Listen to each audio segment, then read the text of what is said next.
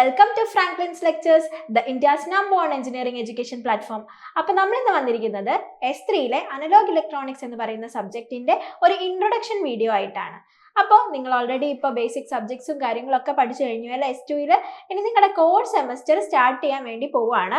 അപ്പം S3 വന്നിട്ടുള്ള analogue electronics എന്ന് പറയുന്ന സബ്ജക്റ്റിന്റെ ഒരു ഇൻട്രൊഡക്ഷൻ. അനലോഗ് ഇലക്ട്രോണിക്സ് എന്ന് പറയുമ്പോൾ എന്താ, നിങ്ങൾ ഇലക്ട്രിക്കൽ ആൻഡ് ഇലക്ട്രോണിക്സ് എഞ്ചിനീയറിംഗ് പഠിക്കുന്ന പിള്ളേരാണല്ലേ. അപ്പൊ ഇലക്ട്രോണിക്സ് എന്ന് പറയുന്ന സെഷനിൽ വരുന്ന അനലോഗ് ഇലക്ട്രോണിക്സ്. ഓക്കെ, അപ്പൊ ഇതിന്റെ ബേസിക് കാര്യങ്ങളൊക്കെ നിങ്ങൾ പഠിച്ചിട്ടുണ്ടാവും. ഏതാ, നമ്മൾ ഫസ്റ്റ് ഇയറിൽ ബേസിക് ആയിട്ടുള്ള കമ്പോണൻസും കാര്യങ്ങളൊക്കെ പഠിച്ചിട്ടുണ്ടാവും അല്ലേ.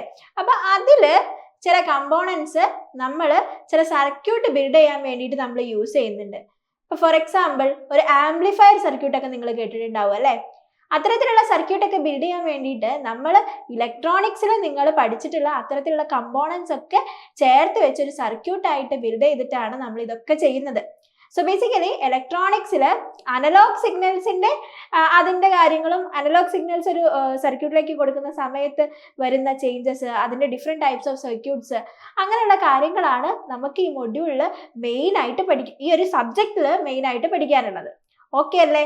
അപ്പൊ നിങ്ങളൊന്നും പേടിക്കണ്ട, വളരെ സിമ്പിൾ ആയിട്ട് നമുക്ക് ഈ സബ്ജക്റ്റ് പഠിച്ചു പോവാം. അപ്പൊ ഫസ്റ്റ് ഓഫ് ഓൾ നമുക്ക് നോക്കാനുള്ളത് എപ്പോഴും ഈ സബ്ജക്റ്റിന്റെ സബ്ജക്ട് കോഡാണ്. അപ്പോൾ സബ്ജക്ട് കോഡ് ഒന്നുമല്ല, PBEET 304 ആണ്. അപ്പൊ ഇതിന്റെ ബേസിക് കാര്യങ്ങളൊക്കെ നമുക്ക് നോക്കാം. കോഴ്സ് കോഡ് എന്ന് പറയുന്നത് അഥവാ സബ്ജക്ട് കോഡ് എന്ന് പറയുന്നത് PBEET 304 ആണ്. ഓക്കെ, ആൻഡ് നമുക്ക് എന്താ ടീച്ചിങ് അവേഴ്സ് ടോട്ടൽ വരുന്നത് 3 hours ആണ്. ഓക്കെ അല്ലേ. പിന്നെ അതുപോലെ കണ്ടിന്യൂസ് ഇന്റേണൽ ഇവാലുവേഷൻ മാർക്സ് എന്ന് പറയുന്നത് 60 മാർക്സ് ആണ്. ഓക്കെ, കണ്ടിന്യൂസ് ഇന്റേണൽ ഇവാലുവേഷൻ എന്ന് പറയുമ്പോൾ നിങ്ങളുടെ CE മാർക്സ്, അതായത് നിങ്ങളുടെ അസൈൻമെന്റ്സ് അതുപോലത്തെ കാര്യങ്ങൾ നിങ്ങൾ സബ്മിറ്റ് ചെയ്യുന്ന സമയത്ത് നിങ്ങൾക്ക് ഒബ്റ്റെയിൻ ചെയ്യുന്ന മാർക്ക്. ഓക്കെ അല്ലേ. ഇനി 40 മാർക്സ് ആണ് നിങ്ങൾക്ക് എൻഡ് സെമസ്റ്റർ എക്സാമിനേഷന്റെ ടൈമിൽ നിങ്ങൾക്ക് ചെയ്തെടുക്കാൻ വേണ്ടി പറ്റുന്നത്. ഓക്കെ, നിങ്ങൾ സ്വന്തമായിട്ട് എഴുതിയെടുക്കേണ്ട മാർക്ക് 40 മാർക്കാണ്. ഈ 60 മാർക്ക് നിങ്ങൾ അസൈൻമെന്റിൽ നിന്നും ഇന്റേണൽ എക്സാമിനേഷനിൽ നിന്നുമൊക്കെ എഴുതിയെടുക്കുന്നതാണ്. സോ എപ്പോഴും ശ്രദ്ധിക്കാം, ഇന്റേണൽ മാർക്ക് മാക്സിമം സ്കോർ ചെയ്യാൻ വേണ്ടിയിട്ട് നോക്കുക. ഓക്കെ, അപ്പൊ എന്താണ്, അപ്പൊ നിങ്ങൾക്ക് എപ്പോഴും യൂണിവേഴ്സിറ്റി എക്സാമിന്റെ സമയത്ത് അത്ര ബുദ്ധിമുട്ട് വരില്ല. ഓക്കെ, യൂണിവേഴ്സിറ്റി എക്സാമിന് നമുക്ക് എന്ത് വേണം, പാസ്സാവണമെങ്കിൽ മിനിമം മാർക്ക് വേണം അല്ലേ. സോ ബേസിക്കലി നമുക്ക് കണ്ടിന്യൂസ് ഇന്റേണൽ ഇവാലുവേഷന്റെ മാർക്കും ഉണ്ട്, എൻഡ് സെമസ്റ്റർ എക്സാമിനേഷന്റെ മാർക്കും ഉണ്ട്. ഓക്കെ, ഇതൊരു കോർ പേപ്പർ ആണ്. അതുകൊണ്ട് തന്നെ എന്താ 4 credits ഉണ്ട്. ആൻഡ് നമുക്ക് എക്സാമിനേഷൻ അവേഴ്സ്, അതായത് എൻഡ് സെമസ്റ്റർ എക്സാമിനേഷന്റെ ടോട്ടൽ അവേഴ്സ് വരുന്നത് 2 hours 30 minutes ആണ്. ഓക്കെ അല്ലേ. ഈ ഒരു സബ്ജക്ട് പഠിക്കണമെന്നുണ്ടെങ്കിൽ നിങ്ങൾക്ക് വേറൊരു സബ്ജക്റ്റും അറിയണ്ട. ഈ ഒരു സബ്ജക്റ്റിൽ നിന്ന് തന്നെയാണ് ഇതിന്റെ ബേസ്. ഇവിടെ നിന്ന് തുടങ്ങിയാൽ നിങ്ങൾക്ക് ഈ സബ്ജക്ട് കംപ്ലീറ്റ് ആയിട്ട് കവർ ചെയ്ത് എടുക്കാൻ വേണ്ടി പറ്റും. ഓക്കെ അല്ലേ. തിയറി ടൈപ്പ് പേപ്പർ ആണ്. കുറച്ച് സർക്യൂട്ടും അതിന്റെ വേവ് ഫോംസും അതിന്റെ വർക്കിങ്ങും അങ്ങനെയുള്ള കാര്യങ്ങൾ മാത്രമേ നിങ്ങൾക്ക് ഈ ഒരു സബ്ജക്റ്റിൽ പഠിക്കാനുള്ളൂ. ഓക്കെ അല്ലേ, സെറ്റ് അല്ലേ. അപ്പൊ സിമ്പിൾ ആയിട്ട് മാർക്ക് സ്കോർ ചെയ്യാൻ പറ്റിയിട്ടുള്ള ഒരു സബ്ജക്റ്റ് കൂടിയാണ് അനലോഗ് ഇലക്ട്രോണിക്സ്. അപ്പൊ എന്താ, ഇനി കണ്ടിന്യൂസ് ഇന്റേണൽ ഇവാലുവേഷന്റെ മാർക്ക് സ്പ്ലിറ്റപ്പ് എങ്ങനെയാണെന്ന് നോക്കാം. ഓക്കെ അല്ലേ. സോ അറ്റൻഡൻസിന് ഞാൻ പറഞ്ഞു, കണ്ടിന്യൂസ് ഇന്റേണൽ ഇവാലുവേഷൻ നിങ്ങൾക്ക് 60 മാർക്സ് കിട്ടുന്നുണ്ട് എന്നുള്ളത്. ആ 60 മാർക്സ് നിങ്ങൾ വെക്കുന്ന അസൈൻമെന്റ്സ്, അറ്റൻഡൻസ്, ഇന്റേണൽ മാർക്കിന് നിങ്ങൾക്ക് വരുന്ന മാർക്ക്, അതിനൊക്കെ കൺസിഡർ ചെയ്തിട്ടാണ് ഈ ഒരു 60 മാർക്സ് ഒബ്റ്റെയിൻ ചെയ്യുന്നത്. സോ അത് നമുക്ക് എങ്ങനെ അറ്റൈൻ ചെയ്യാം?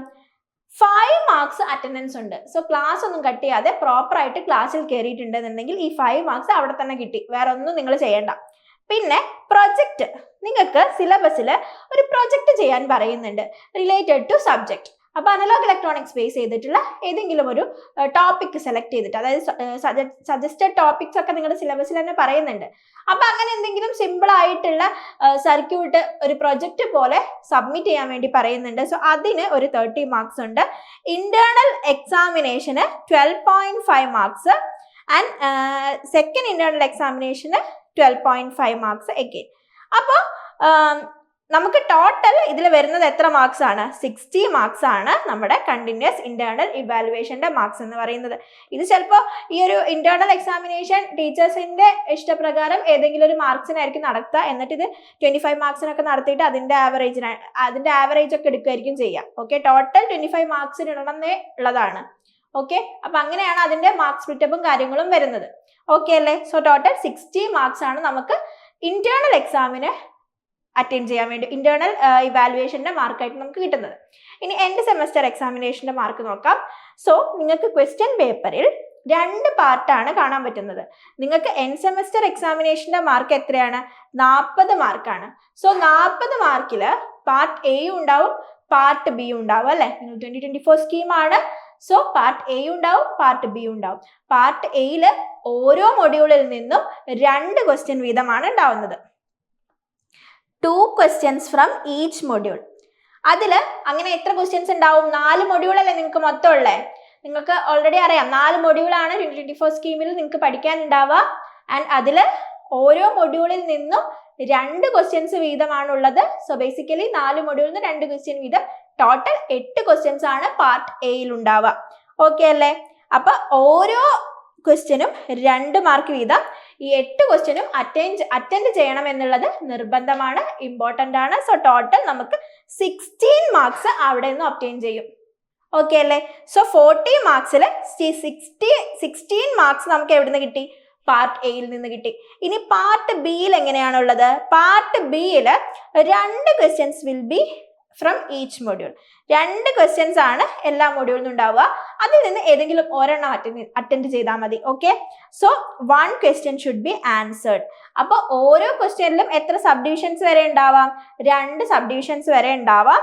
ഓരോ ക്വസ്റ്റ്യനും 6 മാർക്ക് വീതമാണ് ഉണ്ടാവുക. സോ ആ 6 മാർക്ക് എന്നുള്ളത് വേണമെങ്കിൽ 2 സബ് ഡിവിഷൻ ആയിട്ട് കൊടുക്കാം, അല്ലെങ്കിൽ എന്താണ് ഒരൊറ്റ ക്വസ്റ്റ്യന് 6 മാർക്ക് എന്നുള്ള രീതിയിൽ നിങ്ങൾക്ക് വരാം. ഓക്കെ അല്ലേ? സോ ബേസിക്കലി 6 ക്വസ്റ്റ്യൻസ് ഉണ്ടാവും.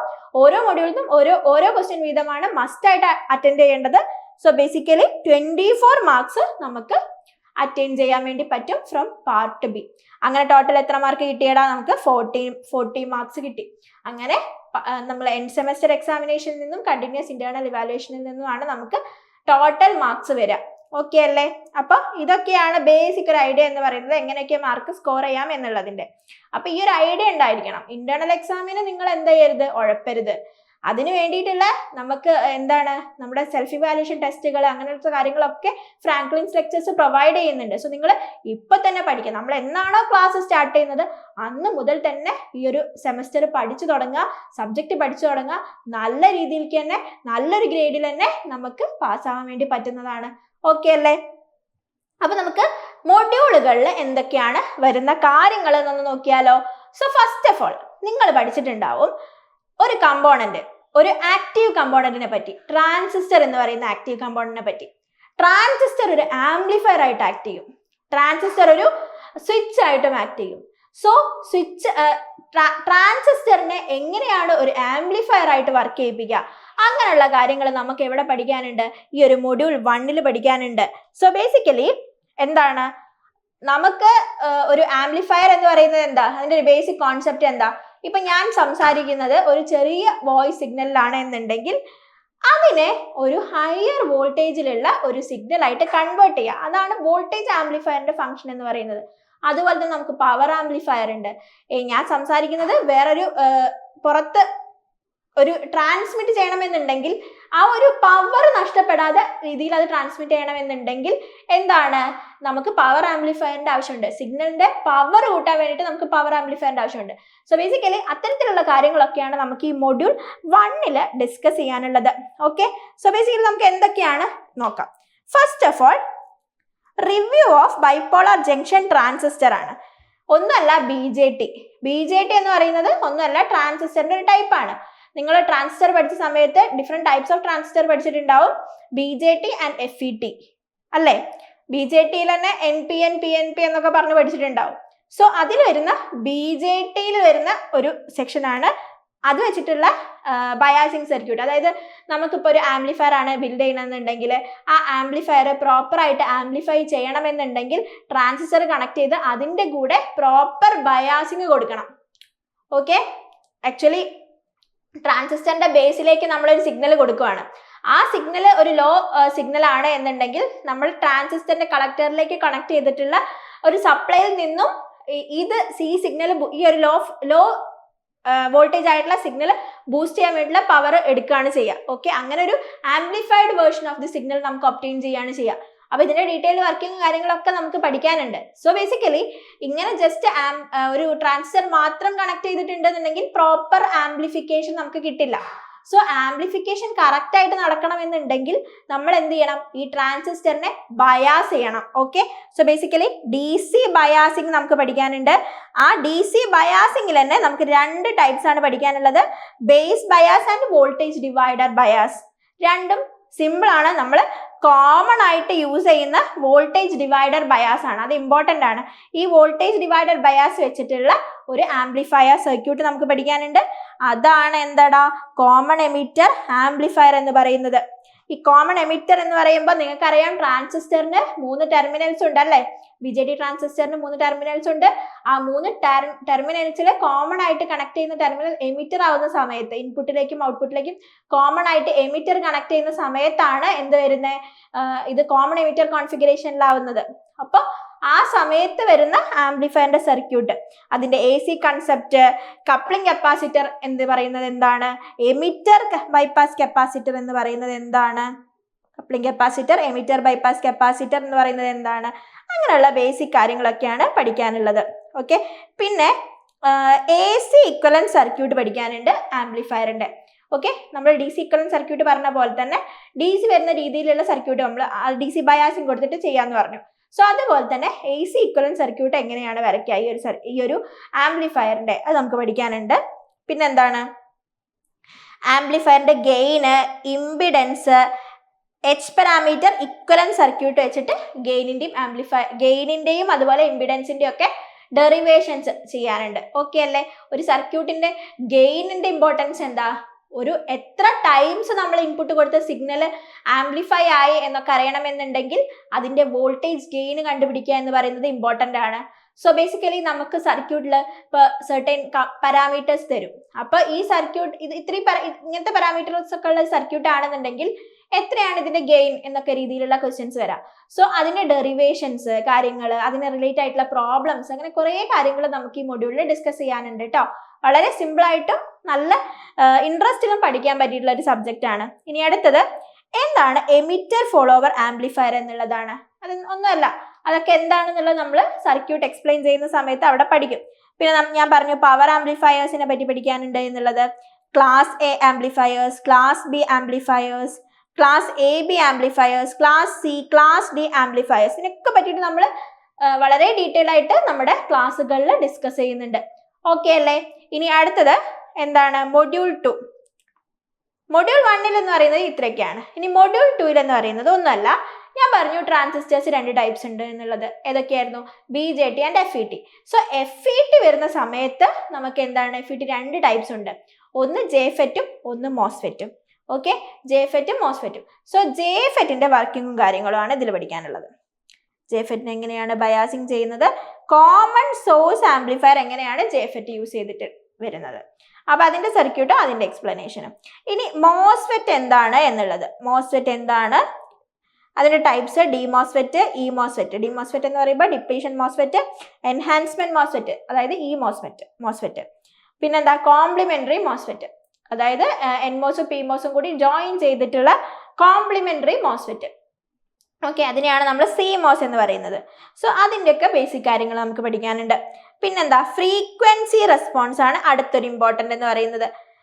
ഓക്കെ, BJT ആംപ്ലിഫയറിന്റെയും FET ആംപ്ലിഫയറിന്റെയും ഫ്രീക്വൻസി റെസ്പോൺസ് പഠിക്കാനുണ്ട്. ഇതൊക്കെയാണ് മൊഡ്യൂൾ 2 വരുന്നത്. മൊഡ്യൂൾ 2 ഈ സെക്ഷൻസ് മാത്രമല്ല, നമ്മൾ ഓസിലേറ്റർ എന്താണ് എന്നുള്ളത് നമുക്ക് പഠിക്കാനുണ്ട്. ഓക്കെ, നമ്മളൊരു സർക്യൂട്ടിൽ ഫീഡ്ബാക്ക് എന്താണ് എന്നുള്ള concept. Okay, feedback concept and അതുപോലെ ഫീഡ്ബാക്ക് കൊടുക്കുമ്പോൾ സർക്യൂട്ടിൽ വരുന്ന മാറ്റങ്ങൾ എന്താണ് എന്നുള്ള കാര്യങ്ങളൊക്കെ നമുക്ക് ഡിസ്കസ് ചെയ്യാനുണ്ട്. ആൻഡ് അതുപോലെ ഫീഡ്ബാക്ക് വെച്ചിട്ടാണ് നമ്മുടെ ഓസിലേറ്റേഴ്സ് വർക്ക് ചെയ്യുന്നത്.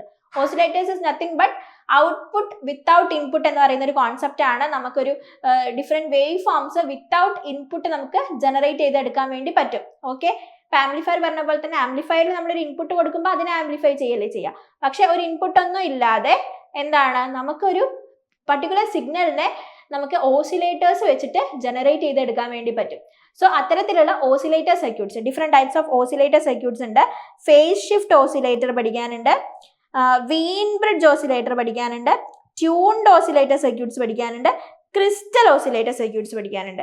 അപ്പൊ ഇത്രയൊക്കെ കാര്യങ്ങളാണ് ഈ ഒരു മൊഡ്യൂൾ 2 വന്നിട്ട് പഠിക്കാനുള്ളത്. ഓക്കെ അല്ലേ? ഇനി അടുത്ത സെക്ഷൻ വന്നിട്ട് മൊഡ്യൂൾ 3 ആണ്. ഇത്രയും നേരം നമ്മൾ എന്താ പറഞ്ഞേ ട്രാൻസിസ്റ്റേഴ്സിനെ പറ്റിയാണല്ലേ പറഞ്ഞത്. BJT, FET, മോസ്ഫെറ്റ് ആൻഡ് അതിന്റെ കണക്ഷൻസ് കാര്യങ്ങൾ അത് വെച്ചിട്ടുള്ള സർക്യൂട്ട് ഒക്കെയാണ് ഇത്രയും നേരം പറഞ്ഞത്. ഈ ഒരു മൊഡ്യൂളിലേക്ക് എത്തുമ്പോൾ നമുക്ക് ഓപ്പറേഷണൽ ആംപ്ലിഫയർ എന്ന് പറയുന്ന ഒരു ഡിഫറെന്റ് കമ്പോണന്റ് വെച്ചിട്ടാണ് നമുക്ക് ചെയ്യാനുള്ളത്. ഓക്കെ, അപ്പൊ നിങ്ങൾ ഫസ്റ്റ് ഇയറിലൊക്കെ ബേസിക് വർക്ക്ഷോപ്സിലൊക്കെ പഠിച്ചിട്ടുണ്ടാവും, ഇലക്ട്രോണിക്സ് വർക്ക്ഷോപ്പിലൊക്കെ കണ്ടിട്ടുണ്ടെങ്കിൽ നിങ്ങൾ കണ്ടിട്ടുണ്ടാവും ഒരു IC എന്ന് പറയുന്ന ഒരു സംഭവം അല്ലെ, ഇന്റഗ്രേറ്റഡ് സർക്യൂട്ട്സ്. സോ നമുക്ക് ഓപ്പറേഷണൽ ആംപ്ലിഫയേഴ്സ് എന്ന് പറയുന്നത് ബേസിക്കലി ഒപാംസ് എന്ന് ഷോർട്ട് ആയിട്ട് പറയും. മാത്തമാറ്റിക്കൽ ഓപ്പറേഷൻസ് ചെയ്യാൻ വേണ്ടിയിട്ട് നമ്മൾ യൂസ് ചെയ്യുന്ന ഒരു IC ആണ്. ഓക്കെ, 741 IC ആണ് മെയിൻ ആയിട്ട് അതിന് യൂസ് ചെയ്യുന്നത്. ഓക്കെ, അപ്പൊ ആ ഒരു IC വെച്ചിട്ട് ഡിഫറെന്റ് മാത്തമാറ്റിക്കൽ ഫങ്ഷൻസ് നമ്മൾ ചെയ്യാൻ വേണ്ടി പോവാണ്. ഓക്കെ, അപ്പൊ അതാണ് ഈ ഒരു മൊഡ്യൂൾ നമ്മൾ പറയുന്നത്. എന്താണ് ഓപ്പാമ്പ് എന്ന് നമുക്ക് ഡീറ്റെയിൽ ആയിട്ട് പഠിക്കാനുണ്ട്. പിന്നെന്താണ് ഡിഫറൻഷ്യൽ ആംപ്ലിഫയേഴ്സ് എന്താണ് എന്ന് പഠിക്കാനുണ്ട്. യൂസിങ് ട്രാൻസിസ്റ്റർ ആണ്. പിന്നെ ഓപ്പാമ്പിന്റെ സ്പെസിഫിക്കേഷൻ, ഇത് ഇമ്പോർട്ടൻ്റ് ആണ്. ഗെയിന്, CMRR, സ്ലൂ റേറ്റ് ഒക്കെ എന്താണ് എന്നുള്ളത്. ഓക്കെ, ഓപ്പാമ്പിന്റെ സ്പെസിഫിക്കേഷൻ എന്ന് പറയുന്നത് വളരെ ഇമ്പോർട്ടൻ്റ് ആണ്.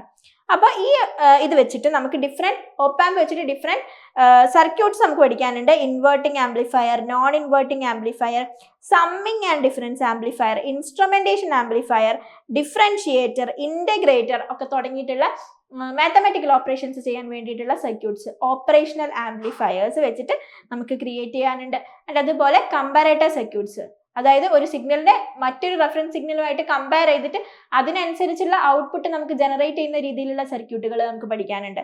അപ്പൊ നമുക്ക് സീറോയില് ക്രോസിംഗ് ഡിറ്റക്ടർ പഠിക്കാനുണ്ട്, അതുപോലെ വോൾട്ടേജ് ലെവൽ ഡിറ്റക്ടേഴ്സ് പഠിക്കാനുണ്ട്, ഷ്മിറ്റ് ട്രിഗേഴ്സ് പഠിക്കാനുണ്ട്. ഇതൊക്കെ കമ്പാരേറ്റർ സർക്യൂട്ട്സ് ആണ്. ഓക്കെ അല്ലേ? സിമ്പിൾ ആണ് ഈ ഒരു മൊഡ്യൂൾ 3 എന്ന് പറയുന്നത്. ഇനി അടുത്തതായിട്ട് നമുക്ക് മൊഡ്യൂൾ 4 വന്നിട്ട് ഫിൽട്ടേഴ്സ് ആണ്. ഓക്കെ, നിങ്ങൾ നോർമൽ നമുക്ക് റെസിസ്റ്ററും കപ്പാസിറ്ററും വെച്ചിട്ട് നമുക്ക് RC ഫിൽട്ടേഴ്സ് ബിൽഡ് ചെയ്തെടുക്കാൻ വേണ്ടി പറ്റും. അതല്ലാതെ നമ്മുടെ സർക്യൂട്ടിലേക്ക് ഒരു ആക്റ്റീവ് കമ്പോണന്റ് കൊണ്ടുവന്നിട്ട് നമുക്ക് ആക്റ്റീവ് ഫിൽറ്റേഴ്സിനെ നമുക്ക് ബിൽഡ് ചെയ്തെടുക്കാൻ വേണ്ടി പറ്റും. സോ അത്തരത്തിലുള്ള ബട്ടർവർത്ത്, ചെബിഷേവ്, ബെസൽ ഫിൽറ്റേഴ്സ് ഒക്കെ നമുക്ക് എങ്ങനെയാണ് വരുന്നത് എന്നുള്ളത് നോക്കാനുണ്ട്. അതിൽ തന്നെ ബട്ടർവർത്ത് ഫിൽറ്റർ യൂസ് ചെയ്തിട്ടുള്ള low pass, high pass, band pass filters എങ്ങനെയാണ് യൂസിങ് ബട്ടർവർത്ത് ഫിൽറ്റർ യൂസ് ചെയ്തിട്ട് എങ്ങനെയാണെന്നുള്ളത് നമുക്ക് നോക്കാനുണ്ട്. ഓക്കെ അല്ലേ? അതുപോലെ ഓപ്പറേഷണൽ ആംപ്ലിഫയേഴ്സ് വെച്ചിട്ടുള്ള square wave generator, different wave form generators ആണ്. Square wave, triangular, ramp generator circuits. അതുപോലെ സ്ലൂ റേറ്റിന്റെ effect of slew rate on wave form generation എങ്ങനെയാണെന്നുള്ളത്, ഇതൊക്കെ ഒരു ഇമ്പോർട്ടൻറ്റ് ടോപ്പിക് ആണ് കേട്ടോ. പിന്നെ അടുത്ത് വരുന്ന ഒരു ഇമ്പോർട്ടൻറ്റ് സെക്ഷൻ എന്ന് പറയുന്നത് ടൈമർ IC ആണ്, അതായത് 555 ടൈമർ IC. ഇപ്പോൾ നിങ്ങൾ LED ബ്ലിങ്ക് ചെയ്യുന്ന, അതായത് ഇലുമിനേഷൻ ബൾബുകളൊക്കെ കണ്ടിട്ടുണ്ടാവും അല്ലേ? LED ഡിഫറെന്റ് ടൈമിൽ ബ്ലിങ്ക് ചെയ്യുന്ന രീതിയിലുള്ള ഇലുമിനേഷൻ ബൾബ്സ് ഒക്കെ കണ്ടിട്ടുണ്ടാവും. സോ അത്തരത്തിലുള്ള ബൾബുകളൊക്കെ നമുക്ക് ഒരു 555 IC വെച്ചിട്ട് ക്രിയേറ്റ് ചെയ്തെടുക്കാൻ വേണ്ടി പറ്റും. അത്തരത്തിലുള്ള LED ബ്ലിങ്കിങ് സർക്യൂട്ടുകളൊക്കെ. അപ്പൊ അതിനെന്താ ചെയ്യുക? അത് ഡിഫറെന്റ് ടൈമിൽ നമുക്ക് 0യോ 1ഓ, 0 കൊടുക്കുമ്പോഴാണ് LED എന്താവുക, ഓഫ് ആവുക. 1 കൊടുക്കുമ്പോൾ LED ഓൺ ആവും അല്ലെ? ഹൈ വോൾട്ടേജ് പോസിറ്റീവ്ലി കണക്ട് ചെയ്യുമ്പോഴാണ് LED ഓൺ ആവുക. അപ്പൊ അത്തരത്തിലുള്ള സർക്യൂട്ടുകളൊക്കെ ബിൽഡ് ചെയ്യാൻ വേണ്ടിയിട്ട് ബേസിക്കലി നമ്മൾ സ്ക്വയർ വേവ്സിനെ ജനറേറ്റ് ചെയ്യുന്ന ഒരു സർക്യൂട്ടാണ് എന്ത്, ഈ ഒരു 555 ടൈമർ IC വെച്ചിട്ടുള്ള സർക്യൂട്ട്. അതായത് സ്റ്റേബിൾ സ്റ്റേറ്റ് ഇല്ലാത്ത രീതിയിലുള്ള സർക്യൂട്ടും ഒരൊറ്റ സ്റ്റേബിൾ സ്റ്റേറ്റ് മാത്രം നിൽക്കുന്ന രീതിയിലുള്ള സർക്യൂട്ടുകളും ഒക്കെ നമുക്ക് പഠിക്കാനുണ്ട്. അപ്പൊ ഇതൊന്നും കേട്ടിട്ട് നിങ്ങൾ കൂടുതൽ ബോദർ ആവേണ്ട, സിമ്പിൾ ആയിട്ടുള്ള മൊഡ്യൂൾ ആണ്. എന്താണ് internal block diagram of 555 IC. 555 IC എന്ന് പറയുന്ന ഒന്നുമല്ല, നമുക്ക് കണ്ടിന്യൂസ് ആയിട്ട് സ്ക്വയർ വേവ് ജനറേറ്റ് ചെയ്ത് തരുന്ന സർക്യൂട്ട്. അപ്പൊ ഈ astable multivibrator and monostable multivibrator circuit ആണ് നമുക്ക് 555 ടൈമർ IC വെച്ചിട്ട് ബിൽഡ് ചെയ്യാനുള്ളത്. ബേസിക്കലി ഒരു ഇൻപുട്ട് ഒന്നും കൊടുക്കാതെ ഓട്ടോമാറ്റിക് ആയിട്ട് ഈ IC വെച്ചിട്ട് നമുക്കൊരു സ്ക്വയർ വേവ് ജനറേറ്റ് ചെയ്തെടുക്കാൻ വേണ്ടി പറ്റും. അപ്പൊ അതെങ്ങനെയാണ് ആ സ്ക്വയർ വേവ് ജനറേറ്റ് ആവുന്നത് എന്നുള്ളത് നമുക്ക് നോക്കാനുണ്ട്. അതിന്റെ ഡീറ്റെയിൽഡ് വർക്കിങ്ങും കാര്യങ്ങളും ഒക്കെ നമ്മൾ എക്സ്പ്ലെയിൻ ചെയ്യും നമ്മുടെ ഈ ഒരു മൊഡ്യൂളിൽ. ഓക്കെ അല്ലേ? ഇതൊക്കെയാണ് നമുക്ക് മെയിൻ ആയിട്ട് പഠിക്കാനുള്ളത്. ഇനി ഇതിന്റെ ഇൻഡസ്ട്രിയൽ ആപ്ലിക്കേഷൻ നോക്കിയാലോ. ഫസ്റ്റ് ഓഫ് ഓൾ മൊഡ്യൂൾ 1 വന്നിട്ട് നമുക്ക് ഓഡിയോ ആംപ്ലിഫയർ സിസ്റ്റത്തിനെ പറ്റി പഠിക്കാനുണ്ട്. ഞാൻ നേരത്തെ പറഞ്ഞ പോലെ തന്നെ നമ്മളൊരു മൈക്കിലൂടെ സംസാരിക്കുക അല്ലെങ്കിൽ സ്പീക്കറിലേക്ക് എത്തുമ്പോൾ എന്താണ് സംഭവിക്കുന്നത്, അങ്ങനെയുള്ള കാര്യങ്ങളൊക്കെ നമ്മൾ എങ്ങനെയാണ് വരുന്നത്, അതിൻ്റെ ആംപ്ലിഫിക്കേഷൻ എങ്ങനെയാണ് നടക്കുന്നത് എന്നുള്ള കാര്യങ്ങളൊക്കെ നമ്മൾ പഠിക്കും. റേഡിയോ ആൻഡ് കമ്മ്യൂണിക്കേഷൻ സിസ്റ്റംസിൽ നമ്മൾ എന്ത് യൂസ് ചെയ്യുന്നുണ്ട്, സിഗ്നൽ ആംപ്ലിഫിക്കേഷന് വേണ്ടിയിട്ട് നമ്മൾ ആംപ്ലിഫയർ സർക്യൂട്ടുകൾ യൂസ് ചെയ്യുന്നുണ്ട്. അപ്പോൾ അതിന് വേണ്ടിയിട്ടുള്ള കോമൺ എമിറ്റർ ആംപ്ലിഫയർ ആണ് നമ്മൾ എന്തിൽ പഠിക്കുന്നത്, മൊഡ്യൂൾ 1 നമ്മൾ പഠിക്കുന്നത്. അതുപോലെ പവർ ആംപ്ലിഫയർ ഇൻ ഇൻഡസ്ട്രിയൽ ഡ്രൈവ്സിലൊക്കെ യൂസ് ചെയ്യുന്ന പവർ ആംപ്ലിഫയേഴ്സ് എങ്ങനെയാണ് ജനറേറ്റ് ചെയ്യുന്നതെന്ന് പഠിക്കുന്നുണ്ട്. ആൻഡ് അതുപോലെ signal conditioning circuits. Okay, signal conditioning circuit used in sensors and instrumentation system. സെൻസേഴ്സിലും ഇൻസ്ട്രുമെന്റേഷനും സിസ്റ്റത്തിലൊക്കെ ഉള്ള സിഗ്നൽ കണ്ടീഷനിങ് സർക്യൂട്ട്സ് ഒക്കെ നമ്മൾ ഈ ഒരു മൊഡ്യൂൾ 1 പഠിച്ചു കഴിയുമ്പോൾ നമുക്ക് എങ്ങനെയാണ് വർക്ക് ചെയ്യിപ്പിക്കുന്നത് എന്നുള്ള കാര്യങ്ങളുടെ ഒരു ഐഡിയ ഒക്കെ കിട്ടും. ഓക്കെ അല്ലേ? ഇനി കൺസ്യൂമർ ഇലക്ട്രോണിക്സ് ആൻഡ് എംബഡഡ് സിസ്റ്റത്തിൽ smart phones, TV, IoT devices അങ്ങനെയുള്ള ഇതിലൊക്കെ സിഗ്നൽ ആംപ്ലിഫിക്കേഷൻ, ബഫറിംഗ് ഒക്കെ നടത്താൻ വേണ്ടിയിട്ട് ബഫറിങ്ങിന് വേണ്ടിയിട്ടാണ് നമ്മൾ ഈ ഒരു എമിറ്റർ ഫോളോവർ സർക്യൂട്ട് നടത്തുന്നത്. അപ്പൊ അതെങ്ങനെയാണ് ചെയ്യുക, അതെങ്ങനെയാണ് വർക്ക് ചെയ്യിപ്പിക്കുന്നത്, അങ്ങനെയുള്ള എങ്ങനെയാണ് എമിറ്റർ ഫോളോവർ ബഫർ സർക്യൂട്ടായിട്ട് ആക്ട് ചെയ്യുന്നത് എന്നുള്ള കാര്യങ്ങളൊക്കെ നമ്മൾ പഠിക്കും കേട്ടോ ഈ ഒരു മൊഡ്യൂളിൽ. ഓക്കെ അല്ലേ? ഇനി അടുത്തത് മൊഡ്യൂൾ 2 ആപ്ലിക്കേഷൻ ആണ് ഹൈ ഇൻപുട്ട് ഇമ്പിഡൻസ് ആംപ്ലിഫയേഴ്സിലൊക്കെ, അതായത് JFET യൂസ് ചെയ്തിട്ടുള്ള ആംപ്ലിഫയർ സർക്യൂട്ട് എങ്ങനെയാണ് ബിൽഡ് ചെയ്യുക. അപ്പൊ നമുക്ക് ഹൈ ഇൻപുട്ട് ഇമ്പിഡൻസ് വേണ്ട സമയത്ത് ആണ് നമ്മൾ ഈ ഒരു JFET വെച്ചിട്ടുള്ള ആംപ്ലിഫയർ സർക്യൂട്ട് നമ്മൾ യൂസ് ചെയ്യുന്നത്. അതുപോലെ CMOS സർക്യൂട്ട് ഡിജിറ്റൽ ഇലക്ട്രോണിക്സിലും VLSI സർക്യൂട്ട് ഡിസൈനിലൊക്കെ ഇപ്പോൾ ഒരു ചിപ്പ് മാനുഫാക്ചർ ചെയ്യണമെന്നുണ്ടെങ്കിൽ ആ സ്ഥലങ്ങളിലൊക്കെ നമ്മൾ യൂസ് ചെയ്യുന്നത് ഈ CMOS എന്ന് പറയുന്ന കോംപ്ലിമെന്ററി മോസ്ഫെറ്റ് ആണ്. സോ കോംപ്ലിമെന്ററി മോസ്ഫെറ്റ് പറയുന്നതിന് മുന്നേ നമുക്ക് മോസ്ഫെറ്റുകൾ പഠിക്കണം അല്ലേ, NMOSും PMOSും പഠിക്കണം, അതിന്റെ വർക്കിംഗ് പഠിക്കണം. അപ്പൊ അത്തരത്തിലുള്ള സബ്ജക്റ്റ് ഒക്കെ അഡ്വാൻസ് സബ്ജക്ട്സ് ഒക്കെ പഠിക്കുന്നതിന് മുന്നേ ഇതിന്റെ ബേസിക് കൺസ്ട്രക്ഷനും വർക്കിംഗ് ഒക്കെ പഠിക്കണം അല്ലേ. സോ ബേസിക്കലി എന്താണ് നമുക്ക് ആ ഒരു ഏരിയയിലൊക്കെ ആവശ്യമുള്ളതാണ് ഈ CMOS എന്ന് പറയുന്നത്. ഓക്കെ, അപ്പൊ നമുക്ക് അവിടെ അപ്ലിക്കേഷൻ വരുന്നുണ്ട്. ഇനി RF ആൻഡ് കമ്മ്യൂണിക്കേഷൻ സിസ്റ്റത്തിൽ used in amplifier and tuned circuits for signal transmission. Okay, MOSFET and tuned amplifiers ഒക്കെയാണ് അവിടെ യൂസ് ചെയ്യുക. ഓക്കെ, ഇനി അടുത്തത് സിഗ്നൽ ജനറേഷൻ ആൻഡ് ക്ലോക്ക് സർക്യൂട്ട്സിൽ നമ്മൾ യൂസ് ചെയ്യുന്നുണ്ട്. ഓസിലേറ്റർ സർക്യൂട്ട്സ് ആണ് മെയിൻലി യൂസ് ചെയ്യുന്നത് ഇവിടെയൊക്കെ. ഇനി അടുത്തത് stabilisation amplifier system with feedback. Audio സിസ്റ്റത്തിൽ, കൺട്രോൾ സിസ്റ്റത്തിലൊക്കെയാണ് മെയിൻ ആയിട്ട് ഇതിന്റെ അപ്ലിക്കേഷൻസ് വരുന്നത്. അപ്പൊ ആ സർക്യൂട്ട് പഠിക്കുന്ന സമയത്ത് നിങ്ങൾക്ക് ഒരു ഐഡിയ കിട്ടും ഇവിടെയൊക്കെ എങ്ങനെയാണ് ഇതിന്റെ അപ്ലിക്കേഷൻ വരുന്നത് എന്നുള്ളത്. ഓക്കെ അല്ലേ? ഇനി അടുത്തത് മൊഡ്യൂൾ 3 വന്നിട്ടുള്ള ഓപ്പാംസ് വെച്ചിട്ടുള്ള സർക്യൂട്ട്സ് ആണ്. സിഗ്നൽ കണ്ടീഷനിങ് സിസ്റ്റത്തിലാണ് നമ്മൾ ഇത് മെയിൻ ആയിട്ട് യൂസ് ചെയ്യുന്നത്. പിന്നെ ഡാറ്റ അക്വിസിഷൻ സിസ്റ്റത്തിൽ വരുന്നുണ്ട്. Analog computing and wave shaping circuits. Wave shaping circuit എന്ന് പറയുമ്പോൾ different signal generators, triangular, square wave generators, അങ്ങനത്തെ ഒക്കെ വേവ് ഷേപ്പിംഗ് സർക്യൂട്ട്സ് ഒക്കെ ബിൽഡ് ചെയ്യാൻ വേണ്ടിയിട്ട് നമ്മൾ ഈ ഓപ്പാം വെച്ചുള്ള സർക്യൂട്ടാണ് നമ്മൾ ബിൽഡ് ചെയ്യുക. ഓക്കെ, ഇനി അടുത്ത ഫംഗ്ഷൻ ജനറേറ്റർ ഒക്കെ കണ്ടിട്ടുണ്ടാവും നിങ്ങൾക്ക് ലാബിലൊക്കെ ഉള്ള. അപ്പൊ അതിൽ സിഗ്നൽസ് ഒപ്റ്റെയിൻ ചെയ്യില്ലേ, സോ അതൊക്കെ ബിൽഡ് ചെയ്യുന്നത് ഇത്തരത്തിലുള്ള വേവ് ഷേപ്പിംഗ് സർക്യൂട്ട്സ്, അതായത് ഒപ്പാമ്പ് വെച്ചിട്ടാണ്. ഇനി അടുത്തത് voltage monitoring and protecting circuits build ചെയ്യാൻ വേണ്ടിയിട്ട് കമ്പാരേറ്റർ അഥവാ സീറോ ക്രോസിംഗ് ഡിറ്റക്ടർ, ഒരു വോൾട്ടേജ് ലെവൽ ക്രോസ് ചെയ്തോ എന്നൊക്കെ അറിയാൻ വേണ്ടിയിട്ട് നമ്മൾ എന്താണ് ഈ ഒരു സർക്യൂട്ട്, കമ്പാരേറ്ററിന്റെ സർക്യൂട്ട് യൂസ് ചെയ്തിട്ട് നമ്മളത് ചെയ്യും. ഓക്കെ അല്ലേ? ഇനി ബയോമെഡിക്കൽ ഇൻസ്ട്രുമെന്റേഷനിൽ ECG, EEG പോലെയുള്ള മെഷീൻസിലൊക്കെ നമ്മൾ എന്താണ് സിഗ്നലിന്റെ സ്ട്രെങ്ത് കൂട്ടാനും അങ്ങനെയുള്ള കാര്യങ്ങളിലൊക്കെ നമ്മൾ നോയ്സിനൊക്കെ റിമൂവ് ചെയ്തിട്ട് ചെയ്യാൻ ആണ് എന്നുണ്ടെങ്കിൽ നമ്മൾ യൂസ് ചെയ്യുന്നത് ഇൻസ്ട്രുമെന്റേഷൻ ആംപ്ലിഫയേഴ്സ് പോലെയുള്ള ആംപ്ലിഫയേഴ്സ് ആണ്.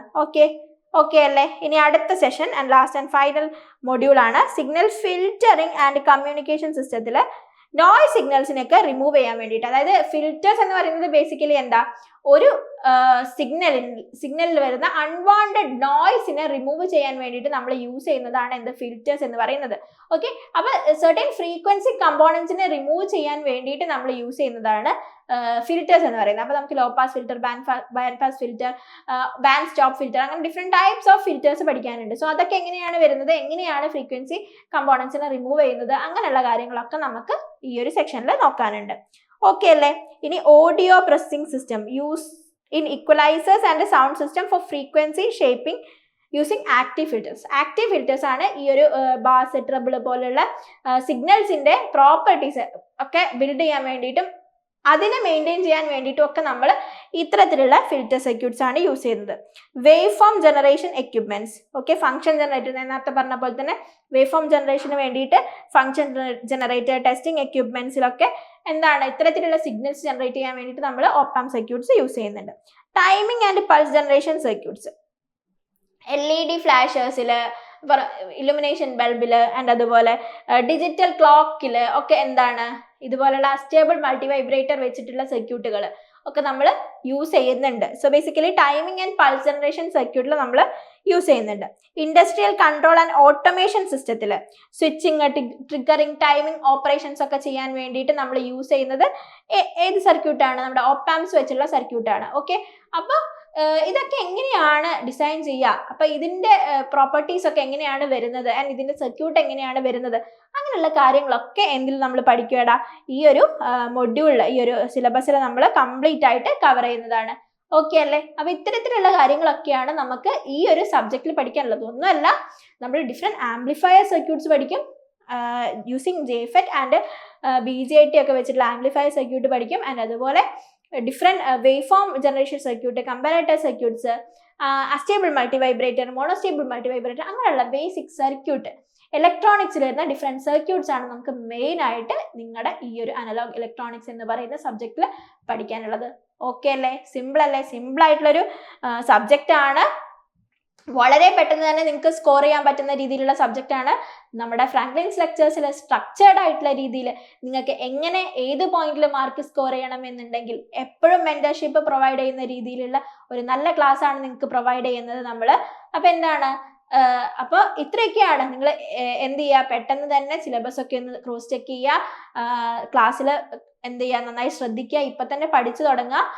എപ്പോഴാണോ ക്ലാസ് സ്റ്റാർട്ട് ചെയ്യുന്നത് അപ്പം മുതൽ തന്നെ പഠിച്ചു തുടങ്ങുക, എക്സാമിലേക്ക് നിൽക്കരുത്. അപ്പൊ എപ്പോഴും ഫോക്കസ് ചെയ്യുക. ആൻഡ് അത്രയൊക്കെ ഉള്ളൂ. നമുക്ക് എന്താ സബ്ജക്റ്റിൽ ഇനി സബ്ജക്ട് സെക്ഷനിൽ കാണാം. അപ്പൊ നിങ്ങൾക്ക് അതുവരേക്കും ടേക്ക് കെയർ ആൻഡ് ബൈ.